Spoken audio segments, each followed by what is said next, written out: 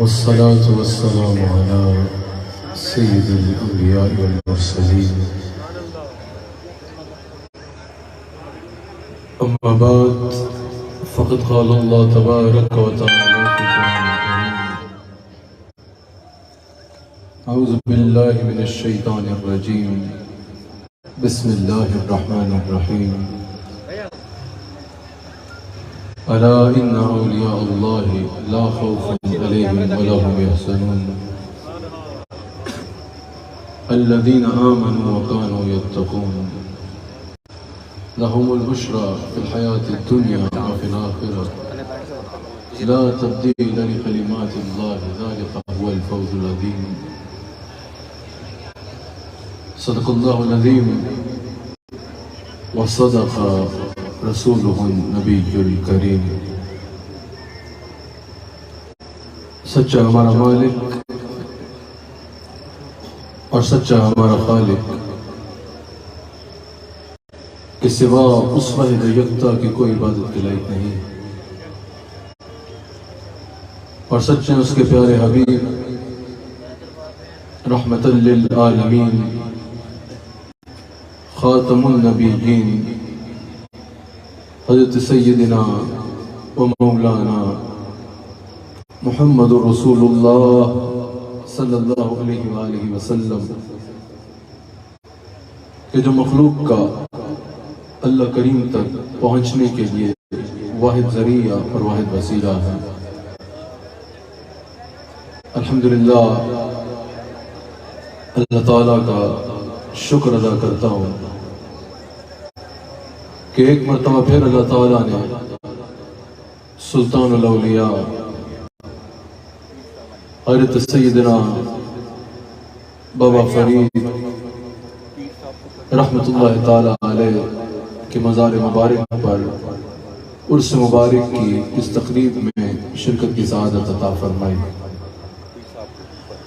یہاں پر ہزاروں لاکھوں کی تعداد میں حاضری دینے والے بابا فرید رحمت اللہ تعالیٰ علیہ کے محبین کو اللہ تعالیٰ جو یہاں سے ایک فیض کا سمندر جاری ہے اس سے تا صبح قیامت سراب ہونے کی توفیق عطا فرمائے.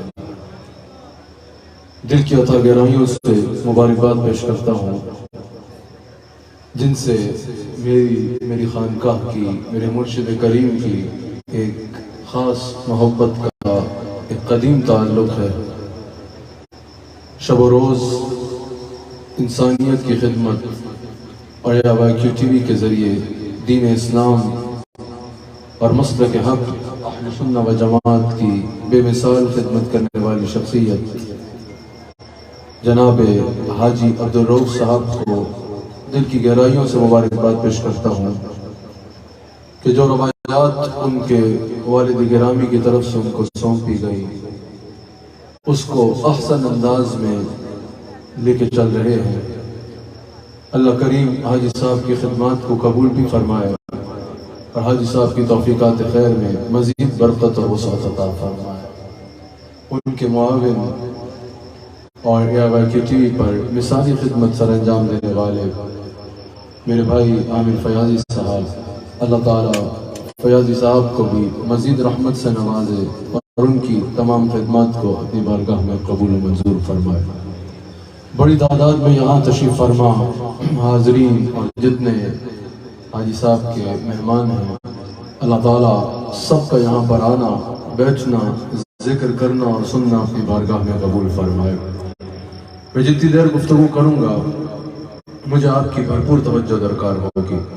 اللہ تعالیٰ نے قرآن کریم میں جا بجا اپنے اولیاء کا ذکر فرمایا. آج الحمدللہ ہم دلوں کو کاسا بنا کر حضرت بابا فرید رحمت اللہ تعالیٰ علیہ کے در مقدس پہ حاضر ہیں، اس نیت کے ساتھ کہ حضرت کے فیضان سے ہماری جھولی بھر جائے، اس نیت کے ساتھ کہ اللہ تعالیٰ حضرت کے خاص فیضان نظر اور حضرت کی روحانیت کا، حضرت کے کرم کا خاص فیضان ہمیں عطا فرمائے.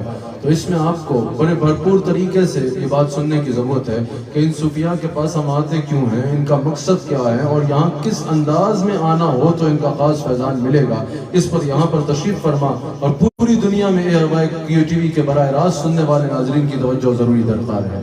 حضرت بابا فرید رحمۃ اللہ تعالیٰ علیہ کے مزار مبارک پہ حاضر ہونے والوں، اللہ تعالیٰ نے قرآن کریم میں جا بجا اپنے اولیاء کا ذکر فرمایا، لیکن جہاں پر اللہ تعالیٰ نے اپنے ولیوں کا ذکر فرمایا، ان کی شان کا جہاں بیان فرمایا، وہاں ساتھ ہی ان کی پہچان کو بیان فرما دیا۔ جہاں اللہ تعالیٰ نے اپنے مقربین کا ذکر فرمایا، جہاں ان کے مقام کو بیان فرمایا، جہاں ان کے رتبے کی بلندی کو ذکر کیا، جہاں ان کی شان کو ذکر کیا، ساتھ ہی اللہ تعالیٰ نے ان کی پہچان کو بھی ذکر فرما دیا، اللہ تعالیٰ نے ان کی سیرت کو بھی ذکر فرما دیا۔ اور یہی سیرت جو اللہ والوں کی ہوتی ہے، یہ صرف اللہ والوں کی ہسٹری نہیں ہوتی، اللہ والوں کی سیرت صرف اس لیے نہیں ہوتی کہ بابا فرید نمازیں پڑھتے تھے تو سبحان اللہ کہہ کے بات ختم، بابا فرید عبادت کرتے تھے تو سبحان اللہ کہہ کے بات ختم، بابا فرید خدمت دین کرتے تھے تو سبحان اللہ کہہ کے بات ختم، نہیں، بلکہ ان کی سیرت اس لیے اللہ نے محفوظ رکھی تاکہ وہ رہتی دنیا کے لیے مشن راہ بنے، رہتی دنیا تک جو ان سے نام لیتا ہے، جو ان کا نام لیتا ہے، جو ان کے نعرے لگاتا ہے، وہ خالی نام اور نعروں تک محدود نہ رہے، بلکہ وہ کردار اپنائے جو ان بزرگان دین کا کردار تھا۔ اللہ تعالیٰ نے اپنے ولیوں کی شان کے ساتھ ان کی سیرت کا ذکر کیا، اور یہی سیرت جو ہے ان اولیاء کی پہچان ہے، اور یہی سیرت قیامت تک جو ولایت کا دعوے دار ہوگا یا قیامت تک جو اللہ کا ولی ہوگا، اس کی یہ سیرت جو ہے وہ اس کے لیے پیمانہ ہوگی اس کی پہچان کا کہ یہ ولی ہے یا نہیں ہے۔ اللہ اکبر۔ اللہ تعالیٰ نے جہاں ولیوں کی شان کا ذکر فرمایا، ساتھ ان کی پہچان کا بھی ذکر فرما دیا۔ کہیں پہلے پہچان کا ذکر کیا، بعد میں شان بتائی، کہیں پہلے شان بتائی بعد میں پہچان، کبھی پہچان پہلے بتا دی، لیکن یہ دونوں ساتھ چلتے رہے۔ جس طرح الا ان اولیاء اللہ لا خوف علیہم ولا هم یحزنون، جب یہ شان کو بیان فرما دیا، ساتھ ہی کہہ دیا الذین آمنوا وکانوا یتقون، کہا یہ مقام جسے ملے گا، یہ شان جسے ملے گی، یہ رتبہ جسے ملے گا، ہمارا یہ قرب جسے ملے گا، اس کی شان یہ ہوگی کہ وہ کامل ایمان اور کامل تقوی والا ہوگا، اس کا ایمان میں بھی وہ کامل ہوگا اور خشیت الہی میں، اللہ سے ڈرنے میں بھی وہ کامل ہوگا۔ پھر آگے اس کے لیے خوشخبریوں کا اللہ تعالیٰ بیان فرماتا چلا گیا۔ کہیں فرمایا ان الذین قالوا ربنا اللہ ثم استقاموا، اس شان کو اس پہچان کو بیان کیا، یہ ولیوں کی پہچان ہے کہ وہ جب کہتے ہیں کہ ہمارا رب اللہ ہے تو وہ اس پر ڈٹ جاتے ہیں، زمانے کے حالات جیسے بھی ہوں ان کی یہ بات نہیں بدلتی، یہ صرف ان کا قول نہیں ہوتا بلکہ امام ربانی مجدد الفسانی رحمت اللہ تعالیٰ علیہ نے اکبر کے سامنے، جہانگیر کے سامنے آنکھ میں آنکھ ڈال کے بتایا کہ جب اللہ والا اپنے بات پہ ڈٹتا ہے تو کیسے ڈٹا کرتا ہے۔ حضرت بابا فرید جب یہاں پر تشریف لائے تو یہ پاک پتن نہیں تھا، اجودن تھا، یہاں پر مشرکوں کی وادی تھی، ہزار جتن کیے گئے بابا فرید کو یہاں سے نکالنے کے لیے، لیکن بابا فرید ان الذین قالوا ربنا اللہ ثم استقاموا کی عملی تفسیر بنے، بتایا کہ پھر زمانے کی ہوا جیسے بھی چلے، زمانے کے حالات جیسے بدلتے رہے، زمانے کی گھڑیاں جتنی کٹھن کیوں نہ ہو جائے، جب اللہ کا ولی اپنی بات پہ ڈٹتا ہے تو پھر کس طرح استقامت سے کھڑا ہو جاتا ہے۔ خواجہ اجمیری کو دیکھو، کتنے ظلم و ستم کیے گئے، کتنی رستے میں رکاوٹیں کھڑی کی گئی، لیکن خواجہ اجمیری نے جب اس بات پر بیان کیا، قول ربنا اللہ ثم استقاموا کی عملی تفسیر بنے۔ زمانے کی جتنی تیز ہوائیں چلی، بابا فرید وہاں کھڑے رہے۔ ایک وہ وقت تھا کہ بابا فرید ہو گئے یا خواجہ اجمیری ہو گئے یا امام ربانی مجدد الفسانی ہو گئے، یہ اکیلے کھڑے تھے اور پورے جہان مخالف تھا، اور آج پاک پتن چل آ جاؤ، آج سرہند میں چلے جاؤ، آج اجمیر میں چلے جاؤ، دنیا تمہیں وہاں پر سمندر کی طرح لوگ جاتے نظر آئیں گے۔ جب یہ اپنے استقامت کے ساتھ اپنے قول پہ کھڑے ہوتے ہیں تو تتنزل علیہم الملائکہ، اللہ فرماتا ہے، پھر شان بیان کرتا ہے، ان پر فرشتے اترتے ہیں، اللہ تخافوا ولا تحزنوا، کہتے ہیں کہ تم پر اب کوئی خوف نہیں ہے اور تم غمگین بھی نہیں کیے جاؤ گے، پھر اس کا جنت کی خوشخبری دیتے ہیں جس کا ان کے لیے وعدہ کیا گیا ہے۔ اور پہلے کہا تھا الا ان اولیاء اللہ، پھر اللہ فرماتا ہے نحن اولیاؤکم فی الحیات الدنیا وفی الاخرہ، پھر ان کا مقام یہ بیان کرتا ہے کہ پھر پہلے فرمایا تھا وہ میرے ولی ہیں، الا ان اولیاء اللہ، وہ اللہ کے ولی ہیں، پھر اللہ فرماتا ہے نحن اولیاؤکم فی الحیات الدنیا وفی الاخرہ، اللہ فرماتا ہے اب یہ اس مقام پہ پہنچ گیا ہے کہ میں اللہ اللہ دنیا و آخرت میں اس کا ولی بن گیا ہو۔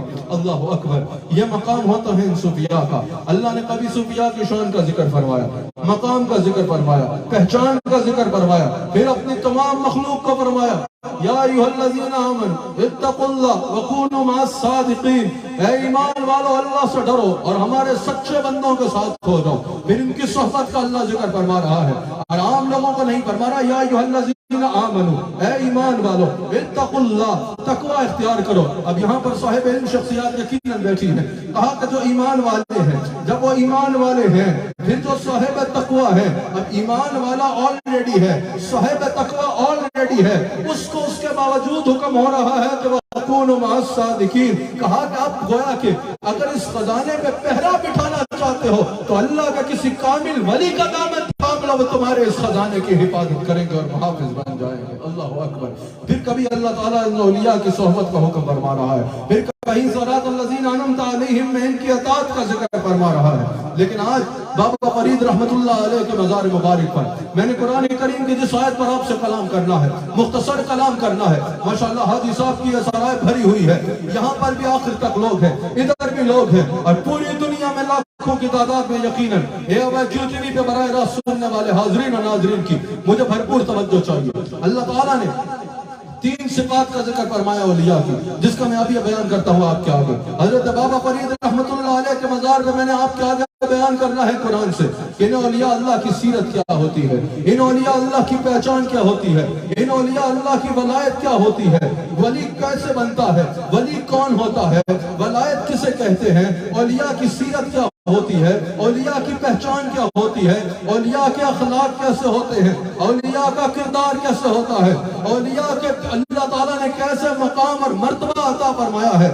ہزاروں کی تعداد میں جو لوگ یہاں آتے ہیں ان کے لیے جاننا ضروری ہے، اور اللہ تعالیٰ قرآن میں اس کو بیان فرماتا جا رہا ہے، قرآن میں اللہ تعالیٰ اس کو بیان فرما رہا ہے۔ یاد رکھیے گا، اس چیز پر غور کرنا بہت ضروری ہے۔ یہاں آنے والے اور پوری دنیا میں بابا فرید اور اولیاء سے محبت کرنے والوں، ان اولیاء اللہ کا اصل مقصد سننا تمہارے لیے ضروری ہے۔ صرف شان اور کرامتیں سن کے نعرے نہیں لگانا، بلکہ تمہیں یہ سننا ہے کہ ان اولیاء کا کردار کیا تھا، ان اولیاء کا مقصد حیات کیا تھا۔ خالی کرامتیں سن کے نعرے نہیں لگانے، خالی منقبت سن کے جھوم جھوم کے واہ واہ کر کے ویلے نہیں کرنی، بلکہ ان کا اصل مقصد یہ ہے کہ ان کی مقصد حیات کو سمجھا جائے، ان اولیاء کی تعلیمات کی طرف غور کیا جائے۔ میں آپ سے سوال کرتا ہوں، الحمدللہ ہزاروں کی تعداد میں لوگ بابا فرید کے مزار پر آ رہے ہیں، کتنے لوگ ایسے ہوں گے جن کو بابا فرید کی تعلیمات کے بارے میں پتا ہوگا؟ کتنے لوگ ایسے ہیں جن کو آپ روکو اور بتاؤ کہ بتاؤ بابا فرید کی تعلیمات کیا ہے؟ بابا فرید کے کچھ 4 اقوال سنا دو محبت الہی کے بارے میں، بابا فرید کے کچھ 4 اقوال سنا دو کہ زندگی کیسے گزارنی ہے، بابا فرید کی کچھ 4 باتیں بتا دو کہ انہوں نے اپنے سے محبت کرنے والے کو زندگی گزارنے کا کیا درس دیا ہے۔ آپ مجھے بتائیے، اگر ہزاروں لوگوں میں سے کتنے ہیں جن کو روک کے پوچھا جائے کہ بتاؤ بابا فرید عبادت کیسے کرتے تھے، بتاؤ بابا فرید تعلیمات کیا دیتے تھے، بتاؤ جب بابا فرید اپنے مریدین میں بیٹھتے تھے تو درس کیا دیتے تھے، اگر کوئی ان میں سے 4 باتیں بھی نہ بتا سکے، بابا فرید کی اخلاقیات کیسی تھی، بابا فرید کا علم کیا تھا، بابا فرید کی کتابوں میں باتیں کیا لکھی ہیں، کس کتاب سے بابا فرید کے اقوال پڑھتے ہو، کس طرح بابا فرید نے زندگی گزارنے کے طریقے اور سلیقے سکھائے ہیں، اگر اس میں سے ایک بات بھی نہ آتی ہو اور خالی حق فرید یا فرید کہہ کے چلے جاؤ تو سمجھتے ہو کہ کما حق کو تمہیں فیضان ملے گا۔ مزار پہ آنے کی برکت اپنی جگہ صاحب ایمان کے لیے، لیکن کما حق کو فیضان نہیں ملے گا جب تک زندگی گزارنے کا طریقہ ویسے نہیں کرتے جیسا بابا فرید بتا کے گئے ہیں۔ بتاؤ، حضرت داتا علی حجویری سلطان الاولیاء حضرت داتا علی حجویری رضی اللہ تعالیٰ عنہ کے مزار پر ہزاروں نہیں لاکھوں لوگ جاتے ہیں، لیکن کتنے لوگ ہیں جنہوں نے کشف المعجوب کا مطالعہ کیا ہوگا؟ کتنے لوگ ہیں جنہوں نے کشف المعجوب سے 4 سطریں بھی یاد کی ہوں گی؟ کتنے لوگ ہیں جو بابا حضرت داتا علی حجویری کے مزار میں جاتے ہوئے واپسی پہ جہاں پھول لے کے آتے ہیں، لنگر لے کے آتے ہیں، وہاں کشف المعجوب بھی لے کے آتے ہوں گے؟ کتنے لوگ ہیں جن کو پتا ہوگا بابا فرید نے زندگی گزارنے کے کیا طریقے اور سلیقے سکھائے ہیں؟ اگر تو داتا صاحب نے زندگی گزارنے کے کیا طریقے سکھائے ہیں؟ اگر تمہیں داتا صاحب کے مزار پہ جاتے زندگی گزر گئی، لیکن داتا صاحب کی ایک بات بھی نہیں پتا کہ انہوں نے زندگی گزارنے کا کیسا طریقہ بتایا، بابا فرید کے مزار پہ ہر سال آتے ہو لیکن ایک بات بھی نہیں پتا کہ بابا فرید نے زندگی گزارنے کے کیا طریقے اور سلیقے سکھائے ہیں، اللہ کی بندگی کے کیا طریقے اور سلیقے گئے ہیں تو پھر یہ یاد رکھنا کما حق ہو تمہیں فیضان نہیں مل سکتا۔ ان اولیاء نے زندگی اس لیے نہیں گزاری کہ پھر بعد میں قیامت تک بس لوگ مزار پہ آ کے حاضری دے کے جاتے رہے۔ ان اولیاء کا مقصد حیات یہ نہیں تھا کہ ہر سال لوگ آئیں چادر چڑھا کے چلے جائیں اور قرض پورا ہو گیا، حق ادا ہو گیا۔ ان اولیاء کا مقصد یہ تھا کہ ان کی تعلیمات کو پڑھا جائے۔ ان اولیاء کا مقصد یہ تھا کہ جس طرح انہوں نے اللہ کی بندگی کی اس طرح ان کا ماننے والا اللہ کی بندگی کرے۔ جو انہوں نے علم دین کی شمع روشن کی اس کو ان کی کتابوں سے پڑھے۔ جو انہوں نے راہ سلوک پہ چلنے کے طریقے سکھائے اس تصوف پہ چلنے کے طریقوں کو بندہ ان کی کتابوں سے پڑھے، پھر عمل کرے، پھر مزار پہ آئے اور عمل کرنے کی نیت سے جائے، پھر مزار پہ آئے اور عمل کرنے کی نیت سے لے کے جائے۔ یاد رکھنا تصوف کے بارے میں بڑے امہات الکتب میں تصوف کی موجود ہے کہ تصوف کچھ کہنے کا نہیں، تصوف کچھ کرنے کا نام ہے۔ تصوف صرف درشنی پہلوانی کا نام نہیں ہے، تصوف عمل کرنے اور کردار اپنانے کا نام ہے۔ اگر چاہتے ہو بابا فرید کا فیضان ملے، اگر چاہتے ہو خواجہ اجمیری کا فیضان ملے، اگر چاہتے ہو مجدد الفسانی کا فیضان ملے، اگر چاہتے ہو غوث اعظم کا فیضان ملے، اگر ان بزرگان دین کا فیضان چاہتے ہو تو خالی نعرہ لگانے سے نہیں ہوگا۔ آج عرس سے نیت کر کے جاؤ، اگلے عرس تک میں نے بابا فرید کے تمام اقوال کو پڑھ کے آنا ہے، اگلے عرس میں آنا ہے تو بابا فرید کی تعلیمات کو پڑھ کے آنا ہے۔ جس طرح یہ اللہ کی بندگی کرتے تھے میں نے بھی ویسے بندگی کرنی ہے۔ جس طرح ان کے اخلاق اور کردار اعلیٰ تھا اس طرح میں نے بھی اخلاق اور کردار اعلیٰ کرنا ہے۔ جس طرح یہ انسانیت کی خدمت کرتے تھے میں نے بھی انسانیت کی خدمت کرنی ہے۔ فرید کا دین کے مزار پہ آنے والا تب کامل فیضان لے کے جاؤ گے۔ اللہ اکبر۔ ان اولیاء کا مقصد حیات یہ تھا۔ کیا یہی ہے ان ولیوں سے محبت کہ بس نعرہ لگا کے چلے جاؤ اور مزار پہ چادر چڑھا کے چلے جاؤ، باقی کوئی کردار نہیں اپنانا؟ کیا یہی ہے ان اولیاء سے تعلق کا حق؟ یاد رکھنا یہ بات فقط آپ کی خود ساختہ تصوف کی تعریف ہو سکتی ہے کہ بس مزار پہ آ جاؤ نعرہ لگا کے چلے جاؤ تو حق ادا ہو گیا۔ اصل محبت کا تقاضا یہ ہے کہ جس طرح انہوں نے زندگی گزاری ویسے زندگی گزارنے کا ارادہ کرو۔ یہ کیسی بات ہے کہ ہم بابا فرید کو تو سب کچھ مانتے ہیں لیکن بابا فرید کی ایک نہیں مانتے، ہم داتا صاحب کو تو سب کچھ مانتے ہیں لیکن داتا صاحب کی ایک نہیں مانتے۔ اگر ان کو مانتے ہو تو ان کی بھی مانو اور ان کی ایک ایک بات قرآن و سنت پہ عمل کرنے کا درس ہے۔ اللہ تعالیٰ نے قرآن کریم میں 300 شان بیان فرمائی صوفیاء کی، 3 اوصاف بیان فرمائے اپنے ولیوں کے۔ فرمایا رحمان کے بندے زمین پہ نرمی سے چلتے ہیں۔ پھر کہا کہ جب یہ جاہلوں سے کلام کرتے ہیں تو الجھتے نہیں ہیں بلکہ سلام کر کے آگے بڑھ جاتے ہیں۔ اگر جاہل ان سے بحث کرے، اگر جاہل ان سے کلام کرے تو یہ اس کے ساتھ الجھ کے اپنا وقت ضائع نہیں کرتے بلکہ سلام کر کے آگے بڑھ جایا کرتے ہیں۔ اور پھر فرمایا کہ ان کی راتیں سجود و قیام میں گزرتی ہیں، ان کی راتیں اللہ تعالیٰ کی بارگاہ میں سجدہ ریز گزرتی ہیں، ان کی راتیں سجدوں کے نور سے منور ہوتی ہیں، ان کی راتوں میں اللہ کی بندگی ہوتی ہے، ان کی راتیں اللہ کے آگے آنسوں کو بہاتے تہجد کے مسلوں پہ گزرا کرتی ہیں۔ اللہ تعالیٰ نے یہ بھی بتایا کہ ولیوں کے دن کیسے گزرتے ہیں۔ ان کے دن مخلوق خدا کی خدمت میں گزرتے ہیں، ان کے دن غریبوں کی مدد میں گزرتے ہیں، ان کے دن جو ہے وہ اللہ تعالیٰ کی بندگی میں اس طرح گزرتے ہیں کہ اللہ کی مخلوق کی خدمت کرنی ہے۔ ان کے دن اس طرح گزرتے ہیں کہ دن کو اللہ کے گھر میں گزارتے ہیں کہ کوئی گناہ نہ ہو جائے، سارا دن اللہ کے ڈر اور محبت میں گزارتے ہیں کہ ہر وہ کام کریں جس سے اللہ راضی ہو جائے۔ ان کے دن ایسے گزرتے ہیں کہ یہ قرآن کا بیان کرتے ہیں، ان کا دن ایسے گزرتے ہیں کہ یہ حدیث مصطفیٰ بیان کرتے ہیں، ان کے دن ایسے گزرتے ہیں کہ یہ لوگوں کو پکڑ پکڑ کے اللہ اور اس کے رسول کے رستے پہ لے کے آتے ہیں۔ ان کے دن ایسے گزرتے ہیں کہ یہ لوگوں سے ہم کلام ہوتے ہیں، لوگوں کے دلوں سے دنیا کی محبت کو نکالتے ہیں اور اللہ اس کے رسول کی محبت کو بھر دیتے ہیں۔ اور پھر کہا جب رات ہوتی ہے، جب رات گہری ہوتی ہے، جب رات کے اندھیرے گہرے ہو جاتے ہیں، لوگ بستروں پہ جاتے ہیں، یہ بستر چھوڑ کے مصلے پہ آ جاتے ہیں۔ لوگوں کی آنکھیں نیند سے بھری ہوتی ہیں، ان کی آنکھیں آنسوؤں سے بھری ہوتی ہیں۔ لوگوں کی آنکھوں میں نیند ہوتی ہے، ان کی آنکھوں سے آنسو جاری ہوتے ہیں۔ اس وقت اللہ کو سجدے کر کے ملاتے ہیں جس وقت دنیا سو رہی ہوتی ہے۔ کہا یہ ہمارے ولی ہوتے ہیں، یہ ولیوں کی پہچان ہے۔ اب یہ پہچان خالی سبحان اللہ کہنے کے لیے نہیں ہے، یہ پہچان خالی واہ واہ کرنے کے لیے نہیں ہے، یہ پہچان خالی بلے بلے کرنے کے لیے نہیں ہے، یہ پہچان اس لیے بتائی گئی تھا کہ جو ان اولیاء سے محبت کرنا چاہتا ہے ان کے رستے پہ چلے اور ویسے زندگی گزارے جیسے زندگی یہ گزار کے گئے ہیں۔ اللہ اکبر۔ اللہ نے پہلے فرمایا اس میں کہ ولی حقوق العباد میں کامل ہوتا ہے اور حقوق اللہ میں بھی کامل ہوتا ہے، اور اس سے جو سب سے مین بات سمجھ آتی ہے، جو سب سے مین نکتہ اس سے سمجھ آتا ہے وہ یہ ہے کہ اولیاء اللہ جو ہیں وہ حقوق اللہ میں بھی کامل ہوتے ہیں اور حقوق العباد میں بھی کامل ہوتے ہیں. جیسے اللہ کی بندگی کرتے ہیں، اللہ کی رضا کے لیے اللہ کی مخلوق سے بھی تعلق اچھا رکھتے ہیں، اللہ کی مخلوق کی خدمت میں مصروف رہتے ہیں.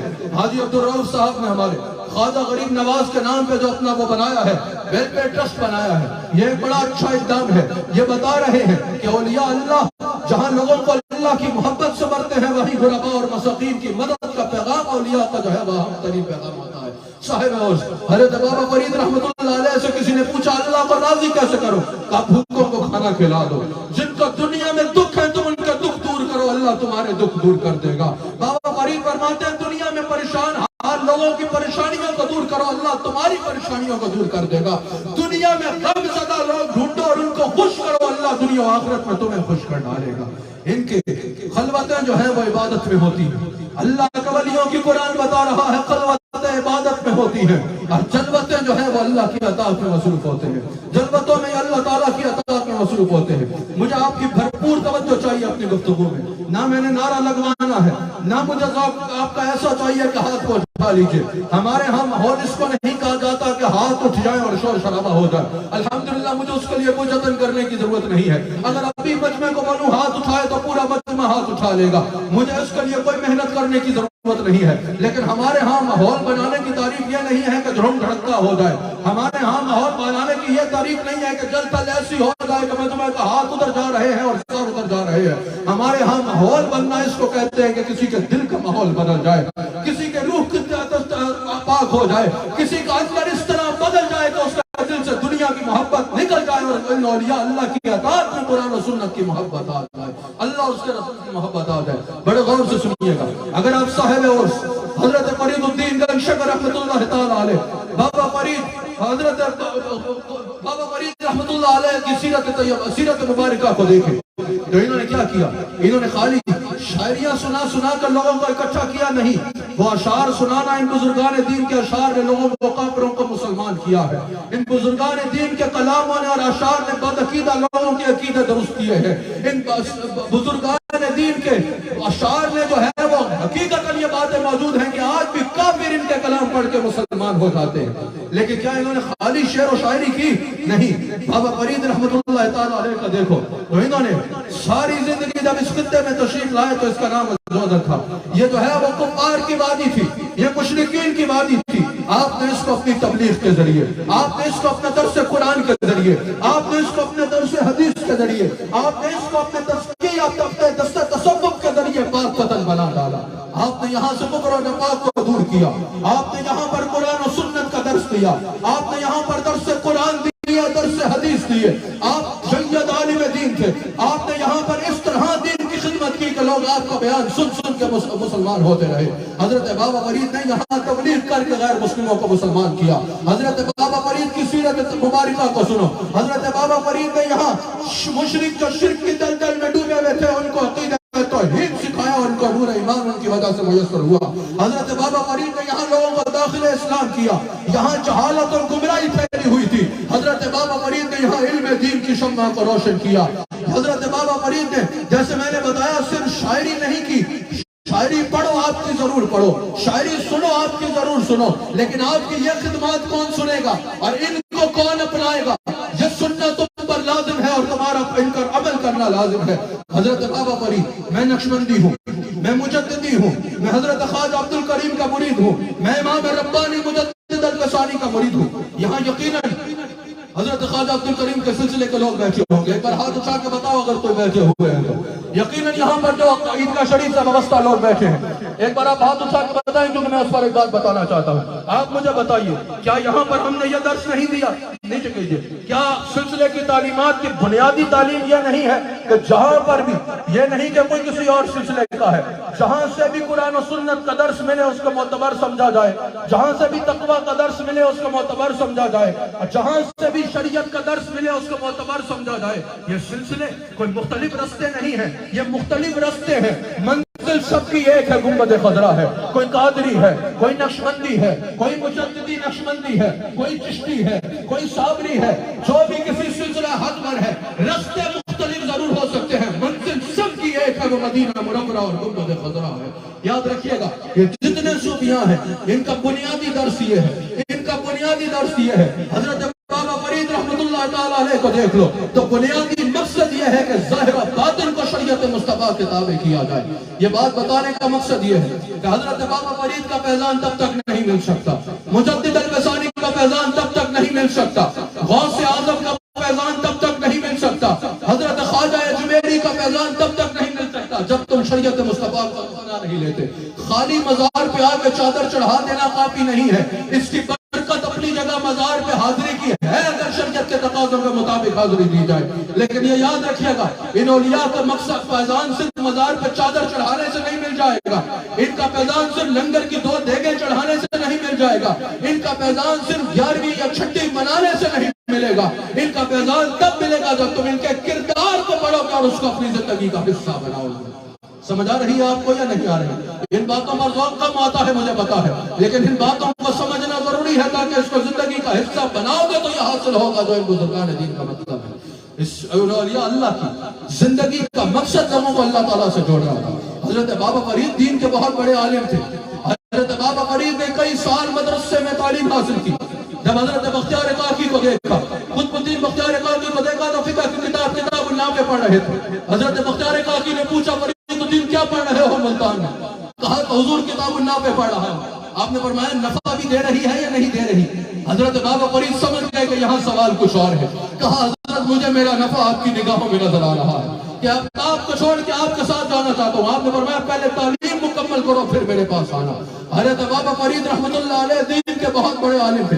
میں یہ بات اس لیے بتا رہا ہوں، آج اگر کوئی علماء ہو، میں علماء اصول کی بات نہیں کر رہا، میں بدعقیدہ کی بات نہیں کر رہا، میں صحیح العقیدہ اہل سنہ مسلک حق اہل سنہ و جماعت کے علماء حق کی بات کر رہا ہوں۔ آج اگر کوئی علماء حق ہو، کوئی مسلم ہو، وہ اصلاح کر رہے ہو، گناہوں کے انجام بتا رہے ہو، عذاب الہی کے بارے میں بتا رہے ہو، فکر آخرت کے بارے میں بتا رہے ہو، عذاب قبر کے بارے میں بتا رہے ہو، شریعت کی نافرمانی پہ فتویٰ بیان کر رہے ہو، شریعت کے تاریخ پر فتویٰ صادر کر رہے ہو، فتویٰ بیان کر رہے ہو، اللہ کی توحید کے بارے میں بتا رہے ہو، شرک کی نفی کر رہے ہو، عقائد باطلہ کی تمیز کر رہے ہو، میں نے بتایا شریعت کے معاملے میں نازک مزاج رکھتے ہو اور شریعت کے خلاف ورزی پر فتویٰ بیان کر رہے ہو۔ لوگ کہتے ہیں یہ صوفی نہیں، یہ مولویت ہے۔ اور بھائی اگر توحید بیان کرنا مولویت ہے، اگر عذاب کے بارے میں بتانا مولویت ہے، اگر جو ہے وہ تم اس کو مولویت نیگیٹو سینس میں کہہ رہے ہو، اگر تمہاری نیت نیگیٹو سینس میں ہے کہ اگر کوئی عذاب کے بارے میں بتا رہا ہے، شریعت کی خلاف ورزی پہ فتویٰ بتا رہا ہے، اگر کہہ رہے ہو یہ صوفی نہیں ہے مولویت ہے، تو ساری زندگی داتا صاحب نے یہ کام کیا ہے، ساری زندگی خواجہ غریب نواز نے یہ کام کیا ہے، ساری زندگی غوث اعظم نے یہ کام کیا ہے، ساری زندگی بابا فرید نے یہ کام کیا ہے، ساری زندگی مجدد الوصانی نے یہ کام کیا ہے۔ یاد رکھنا یہی تو کام ہے اللہ والوں کا کہ لوگوں کو دنیا سے توڑے اور اللہ کے ساتھ ان کا تعلق جوڑتے چلے جائیں۔ شریعت مصطفیٰ کو خود بھی اپلائے ہوتے ہیں اور جو ان کے ساتھ لگتا ہے اس کو بھی شریعت مصطفیٰ کے ساتھ جوڑ دیتے ہیں۔ یہی ہے کہ اللہ والوں کا کام، یہی پہچان ہے اللہ والوں کی کہ وہ لوگوں کو اللہ کے ساتھ جوڑتے چلے جائیں۔ لیکن آپ مجھے یہ بتائیے جس کو اللہ کے بارے میں کچھ کو پتہ ہی نہیں ہوگا وہ اللہ کے ساتھ کیسے جوڑے گا؟ آج کل ہم نے فقیری اور درویشی کے بھی اپنے معیار خود بنا لیے ہیں۔ جو کوئی کام کر کے دکھاتے ہم کہتے ہیں یہ بہت بڑا ولی ہے، جو کوئی دنیاوی غرض دور کر کے دکھا دے ہم کہتے ہیں یہ بہت بڑا ولی ہے، جو کوئی دنیاوی مرض دور کر کے دکھا دے ہم کہتے ہیں اس سے بڑا ولی تو کوئی ہو نہیں سکتا، جو کوئی مریدوں کا حلقہ بہت بڑا رکھتا ہو ہم کہتے ہیں مرید بہت زیادہ ہے، رش بہت زیادہ ہے، اس لیے اس کا مطلب اس سے کامل ولی دنیا میں کوئی نہیں ہوگا۔ جو ان مادی وسائل کے ذریعے آپ کی آنکھوں کے آگے آتا ہے آپ اس کو اتنا بڑا ولی مانتے ہیں، حالانکہ اللہ کے ولی کی پہچان یہ ہے کہ وہ لوگوں کو اللہ سے جوڑتا ہے۔ جب داتا صاحب سے پوچھا گیا تصوف کیا ہے، صوفی کون ہے، آپ نے فرمایا تصوف جبہ و دستار کا نام نہیں ہے، تصوف علوم ظاہر میں سے کسی خاص ڈگری کا نام ہی نہیں ہے، تصوف خاص اوراد میں سے کسی ورد وظیفے کا نام بھی نہیں ہے، تصوف کسی خاص وضع قضا کا نام بھی نہیں ہے۔ پوچھنے والوں نے پوچھا حضرت علی حجویری یہ بتائیے پھر تصوف ہے کیا؟ آپ نے فرمایا صوفی وہ ہے جو رہے مخلوق میں اپنے دل میں بھی صرف اللہ کو بسائے ہو اور جو اس کے ساتھ بیٹھے وہ اس کے دل کو اللہ سے جوڑ ڈالے۔ امام الاولیاء سلطان الاولیاء حضرت غوث اعظم رضی اللہ تعالیٰ عنہ ارشاد فرماتے ہیں اپنے بدن کو اس کے قریب کر جو تیرے دل کو اللہ کے قریب کر دیا کرے۔ سمجھ آ رہی ہے؟ ولی وہ ہوتا ہے جو لوگوں کو اللہ کے قریب کر دے. اب جس کو اللہ کے دین کے بارے میں کچھ پتہ ہی نہیں, جس کو یہی نہیں پتا کہ عقیدہ توحید کیا ہے, جس کو یہی نہیں پتا کہ عقیدہ توحید کے تقاضے کیا ہے, ذرا کبھی پیر و مرشد سے جہاں یہ سوال کرتے ہو کہ حضور کوئی دعا کر دے, جہاں پیر و مرشد سے یہ سوال کرتے ہو کہ حضور دم کر دے, وہاں کبھی پیر و مرشد سے یہ بھی کہا کرو نا کہ عقیدہ توحید بتا دے, عقیدہ توحید سکھا دے, عقیدہ توحید کے تقاضے سکھا دے, عقیدہ توحید کیا ہے یہ بتا دے. جس کو عقیدہ توحید کا ہی نہیں پتا وہ اللہ کے ساتھ تمہیں کیسے جوڑے گا؟ جس کو خود اللہ کے بارے میں نہیں پتا وہ اللہ کے ساتھ جوڑے گا کیا؟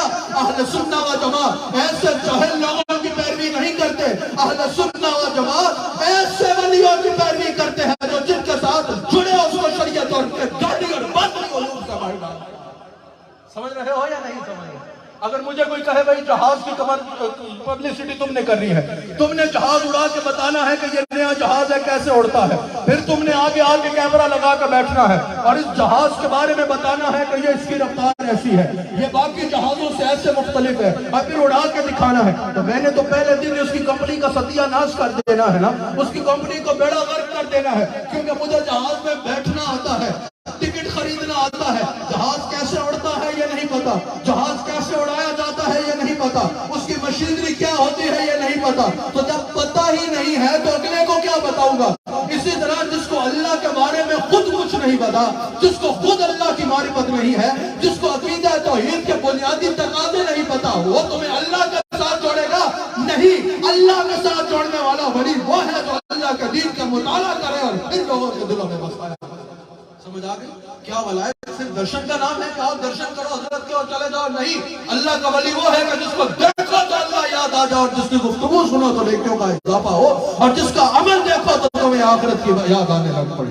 اللہ اکبر. بڑے غور سے سن لینا, یہ جو علم دین سے خود دور ہوتے ہیں اور پھر جنہوں نے علم دین حاصل کیا ہوا ہوتا ہے ان علماء حق کو بھی زاہد خوش کہہ کے پیچھے کر دیتے ہیں, اور پھر کہتے ہیں کہ نہیں نہیں نہیں یہ باتیں ان کو سمجھ میں نہیں لگے گی, یہ تو عمل کی باتیں کر رہے ہیں نا, یہ تو عقیدوں کی باتیں کر رہے ہیں, یہ تو محنت و مشقت کی باتیں کر رہے ہیں, یہ کتابوں سے پینے والے ہیں. کتابوں سے پینے والا اور ہے اور نکاحوں سے پینے والا اور ہے. میں نے کہا علم نظر سے کوئی انکار نہیں ہے, نکاحوں کے علم سے کوئی انکار نہیں ہے. اللہ کے ولیوں کے علم نظر سے انکار کرنے والا سنی کیسے ہو سکتا ہے؟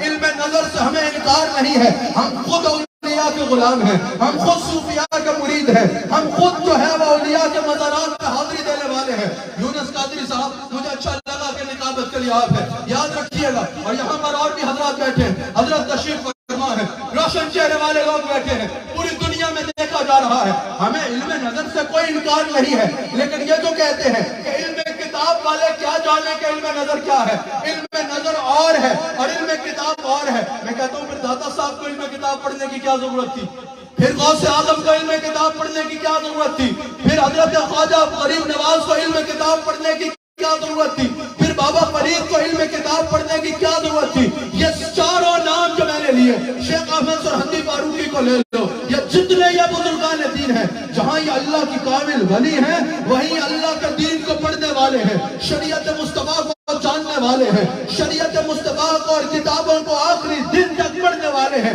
اب بتائیے اگر علم نظر کے ساتھ علم کتاب ضروری نہیں ہے پھر یہ کیسے پڑھتے تھے, یہ کیوں پڑھتے تھے؟ اور بھائی غور سے سنو, پہلے تم علم کتاب پڑھو گے, پہلے قرآن پڑھو گے, حدیث پڑھو گے, ان صوفیاء کی کتابیں پڑھو گے, اللہ کو جانو گے, اللہ کیسے راضی ہوتا ہے اس کو جانو گے. یہ اتنا سستا سودا نہیں ہے. پھر اللہ کو راضی کرنے کی کوشش کرتے چلے جاؤ گے, پھر ایک مقام آئے گا کہ تم اس منزل پہ پہنچو گے کہ نحن اولیاؤکم فی الحیات الدنیا وفی الآخرہ. اللہ تمہیں یہ منزل دے دے گا. سمجھ آئی یا نہیں آئی؟ حضرت بابا فرید رحمۃ اللہ علیہ کو میں نے بتایا, آپ کتاب نہ پہ پڑھے تو اسی وقت کتاب کو بند کیا. حضرت بختیار کاوی کو کہا آپ کے ساتھ جاؤں گا, میں نہیں جاؤں, پہلے علم حاصل کرو. اور جن کے مزار پہ ہم حاضر حضرت بابا فرید, جب ان کے پاس ان کے مرید صادق حضرت خواجہ نظام الدین اولیاء رحمۃ اللہ تعالی علیہ, محبوب الہی رحمۃ اللہ علیہ آئے, اس وقت حضرت خواجہ نظام الدین اولیاء مدرسے میں پڑھ رہے تھے. کہا کہ حضرت اب مدرسے واپس نہیں جانا, اب آپ کے ساتھ جانا ہے. آپ نے فرمایا نہیں, درویش کے لیے علم کا ہونا ضروری ہے. خالی روٹیاں پھاڑو مزاروں میں بیٹھ کے, خالی جو ہے وہ محفل سما میں یا محفل نعت میں شریک ہو جاؤ, خالی مزار پہ چادر چڑھا دو اور کہو ہم درویش ہیں. بابا فرید فرماتے ہیں میرا درویش کے لیے دین کا علم رکھنا ضروری ہے. میں یہ نہیں کہہ رہا کہ 10 سال کسی مکتب میں جا کر لگا لو یا 8 سال مکتب میں جا کر لگا لو، لیکن جنہوں نے لگائے ہیں ان سے سیکھ تو سکتے ہو نا. بابا فرید کی کتابوں کو پڑھ تو سکتے ہو نا. تمہیں وضو کرنا صحیح سے آتا نہیں ہے، نماز پڑھنی صحیح سے آتی نہ ہو، تمہیں دین کے شریعت کے بنیادی مسائل نہ پتا ہو، تمہیں شرک کی تعریف نہ پتا ہو، تمہیں عقیدہ توحید کی تعریف نہ پتا ہو، تمہیں اولیاء اللہ کا مقصد نہ پتا ہو، تمہیں شریعت کے مطابق زندگی کیسے گزارنے ہیں اس کے بنیادی اصول پتا نہ ہو، اور کہو کہ مجھ پہ رنگ چڑھ گیا میں رنگا ہوا ہوں. تم کا رنگ ضرور چڑھا ہے لیکن کسی باطل رنگ کا رنگ چڑھا ہے. اگر بابا فرید کا رنگ چڑھا تو یہ صفت اللہ ہے، یہ اللہ کا رنگ ہے. یہ چڑھو گا تو تم پہ اللہ کی ولایت تمہارے کردار اور افعال اور چہرے پہ نظر آنے لگ پڑے. نعرہ تکبیر، نعرہ رسالت، نعرہ رسالت. اللہ محمد چار یار حاجی خواجہ قطب فرید فیضان عالیہ محمدیہ عیدگاہ شریف. اب بڑے غور سے سن لیجیے، بڑے غور سے میری بات کو سننا ہے. حضرت بابا فرید کے عرس پہ آنے والوں میں نے بتایا کہ اللہ نے 3 اوصاف بیان کیے اپنے ولیوں کو. پہلے کہا کہ رحمان کے بندے زمین پہ جو ہے وہ نرمی سے چلتے ہیں. مفسرین نے کہا یہاں نرمی سے چلنے سے مراد یہ ہے کہ وہ عجز و انکساری کا پیکر ہوتے ہیں، وہ عجز و انکساری کو اپنا لیتے ہیں. یہ ولی کی پہچان ہے کہ وہ عاجز ہوتا ہے، عجز و انکساری کو اپنا لیتے ہیں. ان میں اعتدال و میانہ روی ہوتا ہے، وہ اس کو اختیار کرتے ہیں. کہا اللہ اکبر. مگر یہاں پر آپ قرآن کی شان کو دیکھیے. قرآن فرماتا ہے، کیا خوب اسلوب ہے قرآن کا بیان، کیا خوب اسلوب ہے قرآن ہے، کیا خوب بیان کرتا ہے قرآن اس کو. اللہ تعالیٰ نے فرمایا کہ اللہ کے بندے زمین پہ نرمی سے چلتے ہیں. یعنی اس سے مراد یہ ہے کہ جو اللہ کا ولی ہوگا نا، بڑے غور سے سننا بھائی، جو اللہ کا ولی ہوگا اس کو فقط دیکھنے سے ہی اندازہ ہو جائے گا کہ اس میں کتنی عاجزی و انکساری ہے. اس کی بزرگی کا اندازہ اس کی دیکھنے سے ہو جائے گا. دنیا کے نزدیک بزرگی کا انداز جو ہوگا کہ جتنا اکڑ کے چل رہا ہے وہ اتنا بڑا بزرگ ہے، لیکن صوفیاء کے ہاں تو جتنا جھک کے چل رہا ہے وہ اتنا بڑا بزرگ ہے. کہا ان کو دیکھنے سے ان کی عاجزی اور بزرگی کا اندازہ ہو جائے گا، وہ جھک کے چل رہے ہوں گے. جس طرح متکبر انسان کو دیکھ کے اس کے چال چلن سے پتہ چل جاتا ہے نا اس میں تکبر کتنا زیادہ ہے، اسی طرح اگر اللہ کے ولی کو دیکھو گے تو اس کے چال چلن سے ہی اس کی عاجزی اور انکساری نظر آئے گی. اللہ کا ولی کبھی اکڑ کے نہیں چلے گا، اللہ کا ولی ہمیشہ جھک کے چلے گا. اللہ کا ولی کی پہچان یہ ہوگی کہ اس میں عاجزی ہوگی. السلام نے ارشاد فرمایا جب پہچان پوچھی گئی کہ اللہ کا ولی کی پہچان کیا ہے، اللہ جو اس کو دیکھے گا اس کو اللہ یاد آ جائے گا. اب یہاں سوال پیدا ہوتا ہے، مجھے آپ کی توجہ درکار ہے، بہت زیادہ توجہ درکار ہے، آپ کی پوری توجہ یہاں ہونی چاہیے. اب یہاں سوال پیدا ہوتا ہے، اللہ کا ولی کو دیکھ کے اللہ کیسے یاد آئے گا؟ وہ تو انسان ہے، ہماری طرح دکھتا ہے، ہماری طرح آنکھیں ہیں، ہماری طرح چہرہ ہے، ہماری طرح دکھتا ہے. کیا خالی یہاں بیج میں ڈالے اللہ لکھ کے تو اللہ یاد آ جائے گا؟ اللہ کا ولی کو دیکھ کے اللہ کیسے یاد آئے گا؟ ایک بندے کو دیکھ کے خدا کیسے یاد آئے گا؟ اللہ کا ولی کو دیکھ کے اللہ کیسے یاد آئے گا؟ یہاں مفسرین فرماتے ہیں اس کا جواب یہ ہے کہ اس کے اندر اللہ کی اطاعت، اس کے اندر رسول اللہ کی اتباع جتنی زیادہ ہوگی اتنا زیادہ اس کو دیکھ کے اللہ یاد آئے گا. اللہ کا ولی کی عاجزی و انکساری دیکھ کے اللہ یاد آئے گا. اللہ کا ولی تکبر کو چھوڑے ہوگا یہ دیکھ کے اللہ یاد آئے گا. یہ غور سے سن لینا. لوگ کہتے ہیں ہمارے حضرت کا چہرہ بہت سفید ہے، دیکھو اللہ یاد آتا ہے. یاد رکھنا، یاد رکھنا، اللہ کے ولی کو دیکھ کے اللہ کیسے یاد آئے گا اس کے معیار کیا ہوگا. بڑے غور سے سن لینا. اس کے چہرے کا نور دیکھ کے اللہ یاد آئے گا، اس کے کردار کی پاکیزگی دیکھ کے اللہ یاد آئے گا، اس کا خوف خدا دیکھ کے اللہ یاد آئے گا، اس کے اعمال کو دیکھ کے اللہ یاد آئے گا، اس کے سجدوں پہ پیشانی پہ سجدوں کا نور دیکھ کے اللہ یاد آئے گا، اس کی زبان پہ ہر وقت درود و سلام دیکھ کے اللہ یاد آئے گا، اس کو ہمیشہ گناہوں سے دور دیکھ کے اللہ یاد آئے گا، اس کو ہمیشہ اطاعت الہی میں مصروف دیکھ کے اللہ یاد آئے گا. کبھی اس کی عبادت اور ریاضت سے اللہ یاد آئے گا، کبھی اس کی عاجزی و انکساری سے اللہ یاد آئے گا، کبھی اس کے اخلاق کی بلندی کو دیکھ کے اللہ یاد آئے گا، کبھی اس کے عشق الہی اور عشق رسول کی کیفیات کو دیکھ کے اللہ یاد آئے گا. تو آج وطن آنے میں آنے والوں کبھی اس کی معرفت الہی کو دیکھ کے اللہ یاد آئے گا، کبھی اس کی مجالس ذکر پہ بیٹھ کے اللہ یاد آئے گا، کبھی اس کے علم و حکمت کو سن کے اللہ یاد آئے گا، کبھی وہ درس قرآن دے گا تب اللہ یاد آئے گا، کبھی وہ درس حدیث دے گا تب اللہ یاد آئے گا، کبھی وہ شریعت سکھاتا نظر آئے گا تب اللہ یاد آئے گا. کبھی اس کے چہرے پہ سنت مصطفیٰ دیکھ کے اللہ یاد آئے گا, کبھی اس کے عمل میں سنت کو دیکھ کے اللہ یاد آئے گا.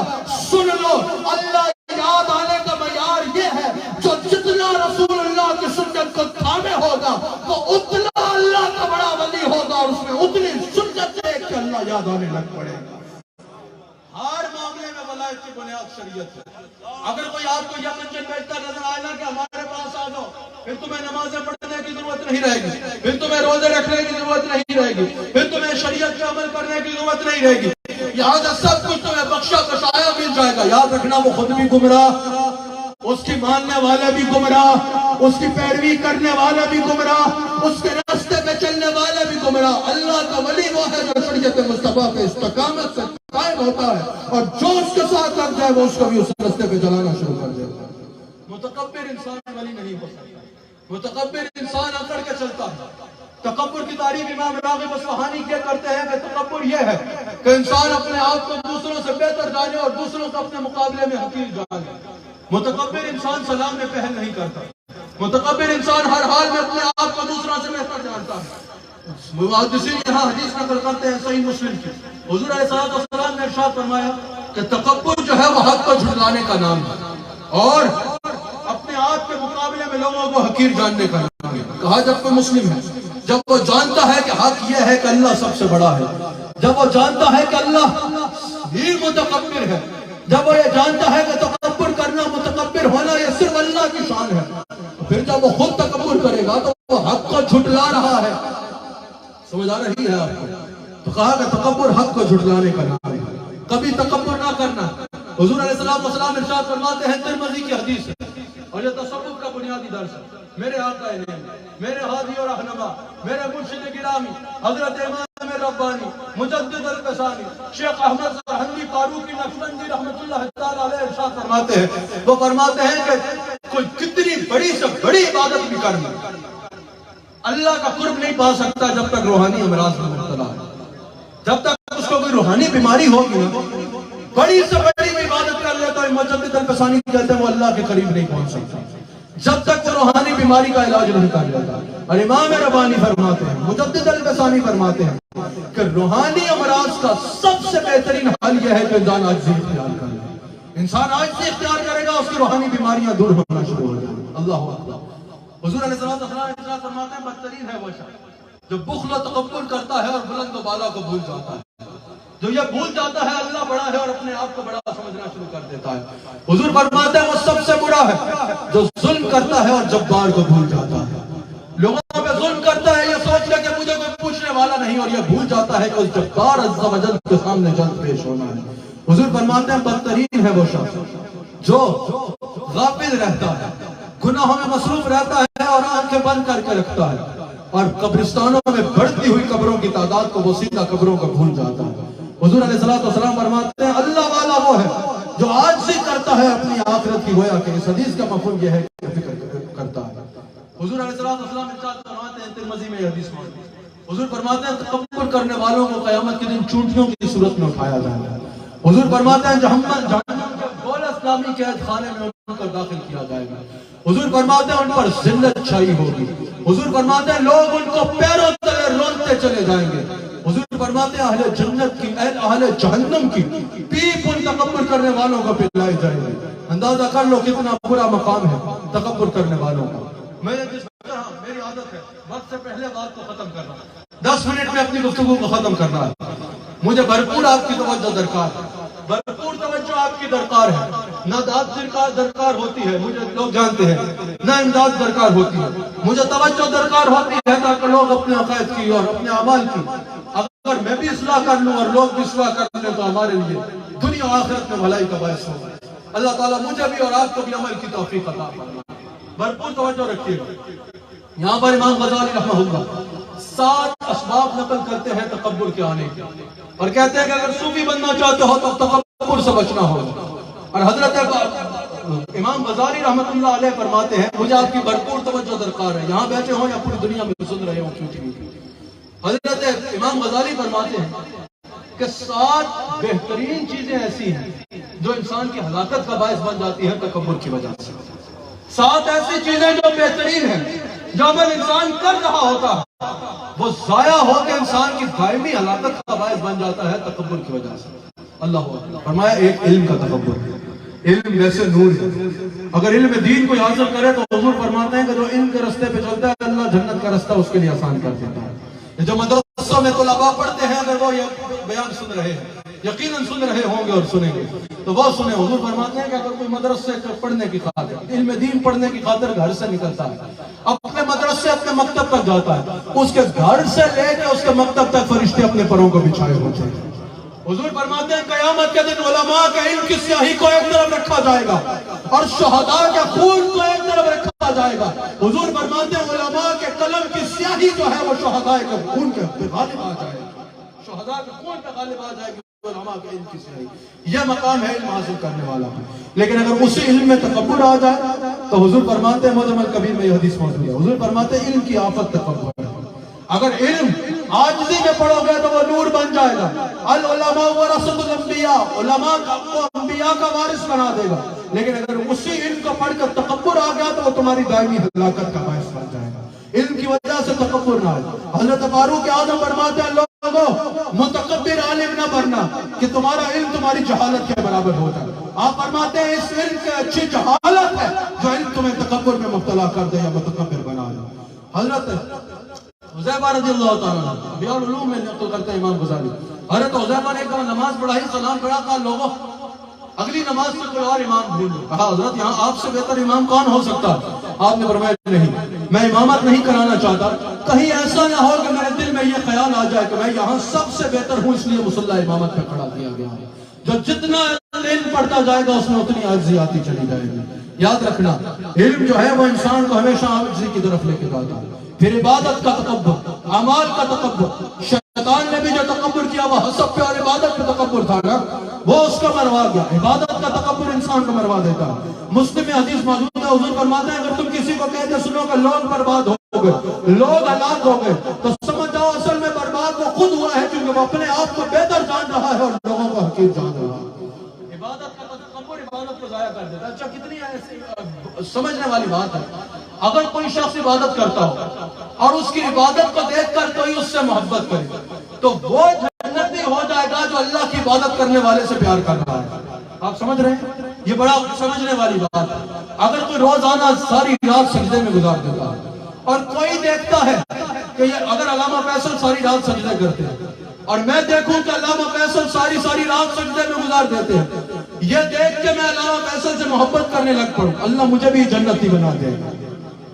اور اس کے بعد علامہ فیصل، چلو ان کے بارے میں ایسا گمان نہیں ہے، یہ مثال میں واپس لیتا ہوں، اس کے بعد وہ سجدے کرنے والا ساجد اگر اپنے سجدوں کی وجہ سے تکبر میں مبتلا ہو جائے، محبت کرنے والا جنت میں چلا جائے گا اور تکبر کرنے والا جس کی وجہ سے یہ جنت میں جا رہا ہے اس کا عمل ضائع ہو جائے گا۔ کبھی عبادت میں تکبر نہ، ایک ذکر کیا نا کہ ایک عالم تھا، ایک عبادت گزار تھا، اس کو امام ابن حجر نے بھی نقل کیا اور امام غزالی بھی نقل کرتے ہیں کہ ایک عبادت گزار انسان تھا، اس کے پاس ایک گناہگار آ کے بیٹھ گیا اس نیت سے کہ اس کی وجہ سے میری بھی بخشش ہو جائے۔ اس عبادت گزار نے جب گناہگار کو پاس بیٹھے دیکھا تو کہا کہ اٹھ کے دور ہو جا میرے سے، کہیں تیرے گناہوں کی وجہ سے میری عبادتیں ضائع نہ ہو جائیں۔ اللہ تعالیٰ نے اس وقت کے نبی کو وہی فرمائی، امام غزالی بھی نقل کرتا اور امام ابن حجر نے بھی نقل کیا کہ ان دونوں بندوں کو پیغام دیں، نیکوکار کو پیغام دیں کہ میں نے اس کے عمل کو ضائع کر دیا، اور اس گناہگار کو پیغام دیں کہ میں نے اس کے گناہوں کو ختم کر دیا، دونوں نئے سرے سے اپنا عمل شروع کر لو۔ کہا اس کی وجہ کیا ہے؟ کہا اس کی وجہ یہ ہے کہ وہ میری بخشش کی تلاش میں نکلا، اس وجہ سے میں نے اس کے سارے گناہوں کو معاف کر دیا، اور اس نے اپنی عبادت میں تکبر کیا، اس وجہ سے میں نے اس کے تمام اعمال کو ضائع کر دیا۔ یہ اتنا حساس معاملہ ہے۔ پھر امام غزالی کہتے ہیں حسن و جمال کی وجہ سے تکبر انسان کو ہلاکت میں ڈالتا ہے، مال کی وجہ سے تکبر، طاقت کی وجہ سے تکبر، دوست احباب کی وجہ سے تکبر، عمل کے وجہ سے تکبر، یہ سب انسان کو دائمی ہلاکت میں ڈال دیتا ہے۔ میں نے آخری 8 منٹ اپنی گفتگو کے اختتام کرنے ہیں، مجھے بھرپور اس بات پر بھی توجہ درکار ہے۔ حضرت امام اہل سنت امام احمد رضا خان بریلوی رحمت اللہ تعالیٰ علیہ، اعلیٰ حضرت رحمت اللہ تعالیٰ علیہ سے سوال کیا گیا کہ حضرت یہ بتائیے آج آپ قبروں کی زیارت کے لیے آئے ہیں نا، بعض لوگوں کو اس پر الجھن ہو جاتی ہے۔ میری سے ایک عنوان پر تقاریر بھرپور کیو ٹی وی پہ ہی موجود ہے، کیو ٹی وی کے ہی یقیناً سوشل میڈیا پہ یہاں کا ہر پروگرام آ جاتا ہے، اس پر دیکھی جا سکتی ہے۔ اللہ اکبر۔ امام احمد رضا سے پوچھا کہ حضرت لوگ مزارات اولیاء پہ جاتے ہیں، ذرا یہ بتائیے جو یہاں پر آ رہے ہیں ان کے لیے یہ سننا ضروری ہے، مزارات اولیاء کو دیکھنا، ان کی زیارت کے لیے جانا اور ان پر پھول رکھنا کیا یہ شرعاً جائز ہے؟ کیونکہ لوگ اس کا بدعت کہتے ہیں۔ حضرت امام احمد رضا نے فرمایا زیارت قبور سنت ہے۔ امام احمد رضا فتاوی رضویہ میں یہ حدیث نقل کرتے ہیں، جلد 29 میں امام احمد رضا رحمۃ اللہ علیہ ارشاد فرماتے ہیں، وہ فرماتے ہیں کہ ابن ماجہ کی حدیث ہے، حضور فرماتے ہیں سنو قبروں کی زیارت کرو، یہ تمہیں دنیا میں بے رغبت کریں گی اور تمہیں آخرت کی یاد دلائیں گی۔ حضرت امام احمد رضا فرماتے ہیں عام قبروں کی زیارت کا حکم دیا گیا مومنین کی، تو بالخصوص جو مزارات اولیاء کی زیارت کے لیے آئے گا، یہ مزارات یہ زیارت اس کے لیے ہزارہا برکتوں اور سعادتوں کا باعث بنے گی۔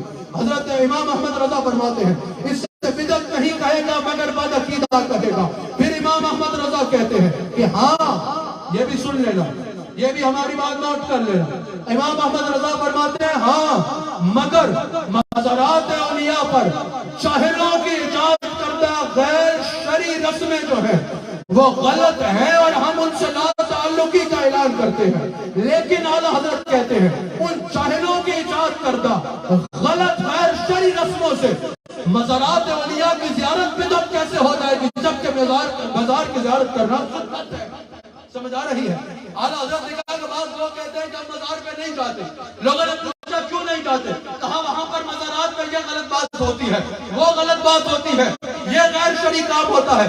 اعلیٰ حضرت کہتے ہیں مسجد میں بھی تو لوگ قرآن غلط پڑھتے ہیں نماز میں، مسجد میں بھی کئی لوگ ایسے ہیں جو رکوع غلط کرتے ہیں، مسجد میں بھی کئی لوگ ایسے ہیں جو سجدہ ٹھیک نہیں کرتے، مسجد میں بھی کئی لوگ ایسے ہیں جو طہارت کے مسائل کا خیال کیے بغیر نماز پڑھتے ہیں۔ تو کیا تم مسجد جانا چھوڑ دو گے کہ لوگ قرآن غلط پڑھتے ہیں؟ کیا تم نماز پڑھنا چھوڑ دو گے کہ کئی لوگ نماز میں سجدہ غلط کرتے ہیں اس لیے ہم نماز نہیں پڑھیں گے؟ تو کہا جیسے وہاں پر یہ جواب ہوگا جو غلط پڑھتا ہے اس کی بدقسمتی ہے، ہم تو صحیح انداز میں پڑھیں گے نا۔ کہا ویسے یہاں ہمارا جواب یہ ہے اگر وہاں پر کچھ جاہل غلط رسمیں کر رہے ہیں تو ہم جب ان سے لا تعلقی کا اعلان کر رہے ہیں تو اس سے مزارات اولیاء پہ جانا کیوں چھوڑا جائے؟ وہ تو سنت ہے اور سنت سے ثابت ہے۔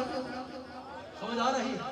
پھر آپ فرماتے ہیں کہ مزارات اولیاء کی زیارت جو ہے وہ برکت کا باعث ہے، کیونکہ حضور علیہ السلام کا اپنی والدہ ماجدہ کی قبر اکبر پہ جانا امام حاکم نے نقل کیا، امام بخاری نے نقل کیا، امام سیوطی نے نقل کیا، امام قسطلانی نے نقل کیا کہ حضور اپنی والدہ ماجدہ کی قبر انور کی زیارت پہ گئے، اور امام سید سہیلی نقل کرتے ہیں، حضرت امام بخاری اس کو نقل کرتے ہیں کہ حضور علیہ السلام ہر سال باقاعدگی کے ساتھ مزارات شہدائے احد پہ جایا کرتے تھے، اور امام سہیلی کے نزدیک حضور ہر خود کو شہدائے احد کے مزار کی زیارت کے لیے جایا کرتے تھے۔ تو وہ تو اللہ کے خاص بندے ہیں، پتہ چلا خاص بندوں کی زیارت کی قبر کی زیارت کرنا یہ تو حضور کی اپنی سنت ہے جو افضل الخلق ہے۔ خلفائے راشدین نے بھی امام فخر الدین رازی کبیر میں نقل کرتے ہیں اور شاہ عبد الحق محدث دہلوی نقل کرتے ہیں کہ خلفائے راشدین نے بھی دن رکھے ہوئے تھے، مقررہ دن پر جا کے جو ہے وہ شہدائے احد کی قبروں میں حاضری دیا کرتے تھے اور زیارت کیا کرتے تھے۔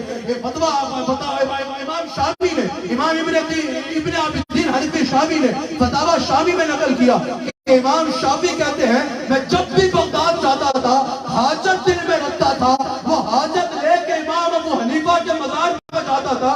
اس کو ابن عابدین حنفی شافعی فتاویٰ شافعی میں نقل کر رہے ہیں کہ امام شافعی حاجت لے کے امام ابو حنیفہ کی قبر پہ جاتے تھے اور وہ کہتے ہیں میں ان کی قبر پہ جا کے ان کے سلام کرنے کے بعد اس حاجت کو دل میں رکھ کے اللہ سے دعا کرتا تھا۔ جب ابو حنیفہ کے مزار پہ جا کے دعا مانگی اللہ نے وہ دعا ضرور قبول کی ہے۔ سمجھ آ رہی ہے یا نہیں؟ اللہ اکبر۔ پھر اعلیٰ حضرت نے پھول رکھنے کا کیوں میں نے ذکر کر دیا تھا تو اس کا جواب میں یہ کہا، امام احمد رضا کہتے ہیں کہ مسلمان کی قبر پہ پھول رکھنا یہ مستحب ہے، یعنی ثواب کا کام ہے۔ پھر وہ کہتے ہیں ائمہ دین نے کہا کہ جب تک وہ پھول تر رہے گا قبر والے کا دل بہلاتا رہے گا۔ امام احمد رضا اس کا نقل کرتے ہیں اور پھر امام احمد رضا فتاویٰ عالمگیریہ کا حوالہ دیتے ہوئے کہتے ہیں کہ قبر پہ گلاب اور خوشبودار چیز اگر رکھی جائے، جلنے والی نہ ہو، گلاب کی طرح کی خوشبودار چیز اگر قبر پہ رکھی جائے تو امام احمد رضا فتاویٰ عالمگیریہ کا حوالہ دیتے ہوئے کہتے ہیں کہ یہ بدعت نہیں ہے بلکہ یہ अच्छा काम है। आखिरी बात सुन लीजिए, मुझे जो टाइम दिया गया मेरे सामने, मैंने खुद पूछा था तो मशवरा दिया गया, वरना ये मेरा अपना घर है यार QTV। अल्लाह ताला इस ताल्लुक को सलामत रखे। अल्हम्दुलिल्लाह जमाने से है और इंशाअल्लाह हमारा भी इस्तिकामत का इरादा है। अल्लाह ताला या QTV को मज़ीद तरक्की अता फरमाए। लेकिन जो टाइम मैंने खुद पूछा कि कब तक है तो मुझे बताया गया। अल्लाह ताला हाजी साहब को मजीद इज्जत अता फरमाए जो उन्होंने पैगाम भेजा। लेकिन मुझे जो पहली बार कही गई मैं उसी पर इंशाअल्लाह कायम रहूंगा। फिर पूछा गया इमाम मोहम्मद रजा से कि यह बताइए कि कब्रों पर किस तरह हाजिर हुआ जाए, मज़ारात औलिया पर हाजिरी का तरीका क्या हो। हजरत हम कहते हैं हमारा तरीका कोई हमसे पूछे ना, अहले सुन्नत मज़ारात में कैसे जाते हैं, ये चहलों को देख के क्यों इरादे कर रहे हो उसके। अगर कोई किसी कब्र को सजदा कर रहा है, इमाम अहमद रजा का भी यही फतवा है, मुजद्दिद अल-गसाली का भी यही फतवा है, मशाइख कादरिया का भी यही फतवा है, मशाइख चिश्त का भी यही फतवा है, तमाम औलिया का यही फतवा है कि अगर कोई कब्र को सजदा करेगा, ताज़ीम में करेगा तो ये हराम है, इबादत में करेगा तो ये शिर्क है। कब्र को सजदा करना जायज नहीं है। बाबा फरीद तो बाबा फरीद है, दाता साहब तो दाता साहब है, ख्वाजा अब्दुल करीम तो वो है। अगर कोई रसूलुल्लाह सल्लल्लाहु अलैहि वसल्लम की कब्र को भी सजदा करेगा तो शरीयत मोहम्मदी में ये नाजायज है, ये जायज नहीं होगा। अल्लाह के सिवा किसी को भी सजदा ताज़ीम जो है वो हराम है और सजदा इबादत शिर्क है। जब हम कह रहे हैं कि वो हमारा नहीं है जो कब्रों को सजदा करता है, तो हमारे जाहिलों को देख के हम पे कयास ना करो, हमारे आलिमों को देख के हम पे कयास। समझ आ रही है? बड़े गौर से बात को सुन लीजिए। कहा कि कब्रों पे कैसे जाना, हमसे सुन लो कैसे जाना है, 1 मिनट में फिर बताओ इसमें गलत क्या है। इमाम अहमद रजा कहते हैं कि मजार पे जाओ, आहिस्ता आवाज में कहो अस्सलामु अलैका या सय्यदी, जिस तरह यहाँ आओ तो कहो अस्सलामु अलैका या सय्यदी फरीदुद्दीन व रहमतुल्लाहि व बरकातहू। और फिर क्या करो, फिर कुरान की तिलावत करने लगो। फिर इमाम अहमद रजा कहते हैं जरा सुनो, अगर पूरी दुनिया में किसी को शक है कि मजार पर जाना नाजायज है तो जरा एक बार सुने, फिर बताए इसमें किस चीज पे उसको शक लग रहा है। फिर आला हजरत कहते हैं बुजुर्ग के लिए फातिहा पढ़ो, फिर आला हजरत कहते हैं कुरान की तिलावत करो, फिर आला हजरत कहते हैं बैठ कर दुरूद और सलाम पढ़ो, फिर वो कहते हैं अल्लाह की बारगाह में दुआ करो। साहिब कब्र से दुआ ना करो, किससे दुआ करो? अल्लाह से दुआ करो और कहो या अल्लाह ये जो मैंने किरात की इसका सवाब मेरे अमल के मुताबिक नहीं, अपनी बख्शिश के मुताबिक अता फरमा, अपनी शान के मुताबिक अता फरमा। फिर इस साहिब मजार, जिस मजार मकबूल बंदे के मजार में मैं हाजिर हूँ, इसको मेरी तरफ से इसकी तरफ हदीया पहुंचा दो।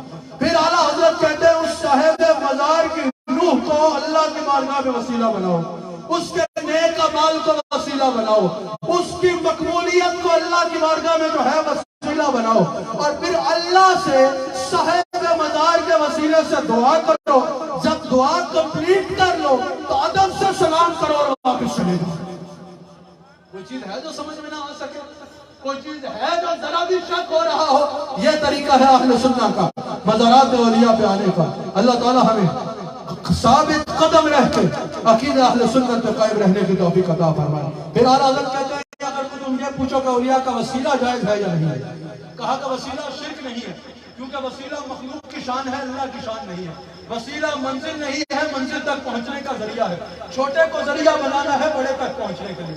कहा अल्लाह मंजिल है, मंजिल तक पहुंचने का जरिया के तौर पर अल्लाह को नहीं लेते, हम अल्लाह को मंजिल लेते हैं। अगर उससे कुछ मांगना हो तो उसको वसीला बनाने की जरूरत नहीं, मगर कुल क्या कर देता है, हम वसीलों को बनाते हैं अल्लाह तक पहुंचने के लिए।